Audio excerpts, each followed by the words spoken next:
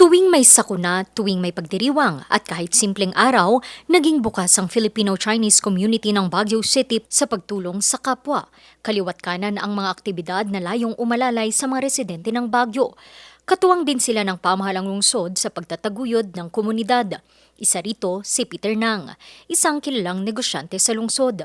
Siya ang chairman ng Baguio Filipino-Chinese Community Executive Committee, presidente ng Baguio Filipino Cantonese Association at presidente ng Baguio Filipino-Chinese Chamber of Commerce and Industry. Pero bago niya naabot ang lahat ng ito, nagsimula muna siya sa pagiging simpleng anak na tumutulong sa kanyang magulang sa pagbebenta sa palengke. Dati rin siyang taxi driver at kalaunan ay pinasok ang negosyong hotel. At sa kabila ng kanyang tagumpay, hindi niya nakaligtaan ang pagtulong sa kapwa sa pamamagitan nga ng iba't ibang aktibidad.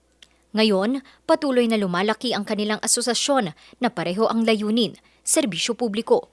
Daan din ito sa pagtibay pa ng pagkakaibigan ng mga Pinoy at mga Chino. When we help somebody, we do not propagate. We just wait for that person to thank us. Pag marunong siya, we feel happy. Pag hindi niya masabi, bala ng Diyos.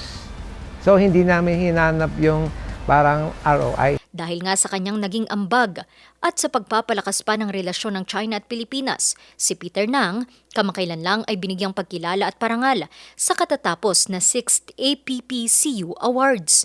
Pangako ni Peter at ng buong Filipino-Chinese community ng Baguio ang tuloy-tuloy na pagkakaisa para sa sabay-sabay na pagbangon sa anumang krisis at trahedya at patuloy na pag-unlad ng buhay ng bawat mamamayan.